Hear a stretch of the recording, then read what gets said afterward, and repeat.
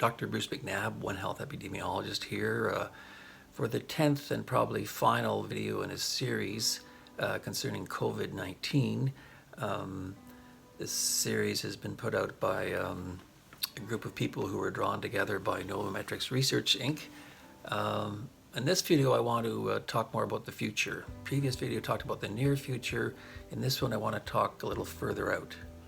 And just under our headings of prevent, detect, and protect, so that you can be an exponential superhero, we'll follow those through this. So under the heading of prevention, given that the world now understands, businesses, governments, people now thoroughly understand the negative impacts a pandemics can have in terms of health of people and business and economics, and fallout from all of that is huge. I expect we'll see far more investment in trying to prepare for and moderate the impacts of future pandemics, because they will happen. I mean, bugs, viruses have been jumping around between species and changing forever, and they will continue to do so. And there are lots of cultures around the world that have a lot of direct interaction between animals, many different species of animals, which sort of increases the probability of jumping between species. Cultures that something that I may not find terribly appetizing, they consider delicacies. I mean, just Google eating squirrel brains and see where that takes you. So the point is, we will now hopefully see considerable investment in ways to improve our prevention, detection, and protection. So under the heading of prevention, what might we see? I might, things like a lot more hands-free doors, hands-free light switches, and bank machines and faucets, elevators, anywhere where there's a number of people touching things that one person may contaminate it, and then the next person coming along could be contaminated from that. Things like making it far easier to wash one's hands, far more hand wash stations in offices, in factories, probably policies, company policies being implemented that you are required as part of the safety policy of this company. If you want to work here, you have to wash your hands here every hour or whatever, or when you're going from point A to point B, before you go into the cafeteria and before you get to your workstation. Things like that, or washing hands, sinks at boarding gates of airplanes, that you have to wash your hands before you hand the attendant your boarding pass when you get on the plane and when you get off the plane before you go to luggage carry.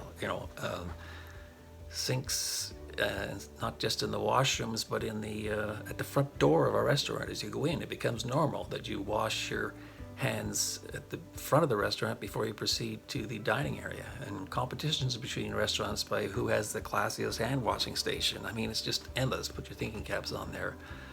High-tech self-sanitizing surfaces and all sorts of stuff that's possible. So I think we'll see a surge in that. We'll move on to detection.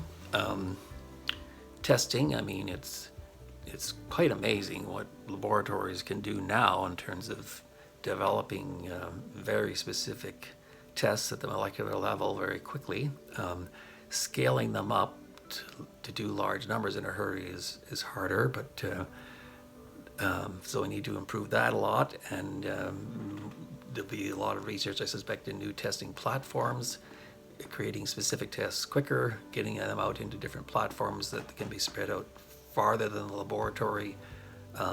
Test systems linked to the internet so the test results go up instantly, and have, GPS in the Think gadget to get time and spatial information as to a person tested positive in this general area on this date, and be able to monitor and look for new infection, monitor the progress of a new infection as it goes through the population, with highly specific, highly sensitive tests, very few false positives, false negatives, so that data going into epidemiologists is both rapid and timely with the new data uploading, and accurate, so that their models can be far more accurate in helping to guide where we are in the outbreak and what we can do better. I don't know, testing systems, we're not there yet. It's not beyond the realm of possibility to have, you go to the drugstore and buy tissues, and when you sneeze into them, your respiratory virus is caught, and there's reagents in the tissue that bond with the virus and set off a signal, and the tissue changes color when you're test positive. I mean, because remember, it's the people actually shedding the virus that are infectious that are the most dangerous, in terms of those are the ones who really need to not be moving around, not going to work, not interacting with other people. So the rest of us can go to work, whether we haven't had it yet but we're not shedding, or we've had it and we become immune and we're not shedding. That would allow much more of the economy to go on. We just at present time don't have that kind of technology to be able to do that, but I suspect we'll see something like that, or definitely improving in that area. With respect to protection, you can think of it as kind of two broad classes. Hospital systems protecting those that have serious illness, that if they get it and they really need aggressive medical aid, we need hospital systems to be well equipped, be able to scale up in a hurry with all the personal protective equipment, and not just hospitals, grocery clerks, anyone out there that facing the public, and in that line too, maybe it's back to prevention, but more plexiglass between the public and the person serving you, or something like that. But in hospitals, I don't know, lots of ways, but maybe in terms of buildings, can we build big complexes where half of it is a hospital and the other half is office space that is used as office space, but it's built in such a way that those offices can be converted to hospital rooms and for hospital beds overnight. Okay, like they have storage with beds there, or a way to get things there quickly, and they're designed in such a way that they could be used for an office, but kick those people out of the office because everything's shutting down, and make hospital beds that maybe are used by the less ill people, or people who are in the hospital not for the virus of the day, so that you can then build the hospital in such a way that its rooms can be converted to a large number of ICU units in a hurry. That kind of thing for protection of those who are sick. And then protection under the heading of vaccination, really for any epidemic or pandemic to calm down or get that curve down. Ultimately, you need usually in the range of 60 to 80% of the population to be immune to that virus, to have it really be under control. And that can be achieved through natural immunity, as we discussed in previous videos, or vaccine immunity.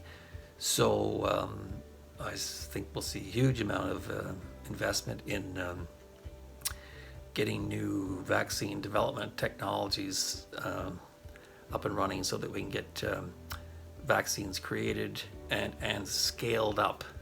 That's the real challenge now. We can create vaccines fairly quickly, but scaling them up, making sure they're safe, making sure they're effective, and scaling them up is what takes most of the time. But there'll be huge investment, I suspect, in trying to shorten that time. So those are just a few examples of what we might see and what we need to invest in. It would help a lot if that was all, coordinated and done together instead of different organizations competing against each other. So we need to look at networking people such that somebody has a great idea and is quite valid, but needs help in further research or scaling it up or funding or whatever to get or getting approval to move forward. We need to tie all those people together to get that to work well. So that's pretty much it for now. I encourage you to go to Novometrics Research Inc.'s webpage, or specifically their COVID page, where you will see a whole bunch of links to reputable sources of information, and those links are all organized in a great way so you can look for what you want. Also, this series of 10 videos, the links to them are posted there so you can watch all 10 videos in sequence because they kind of work together. So with that, I wish you all the best, and always remember, only you can prevent, detect, and protect. Thank you.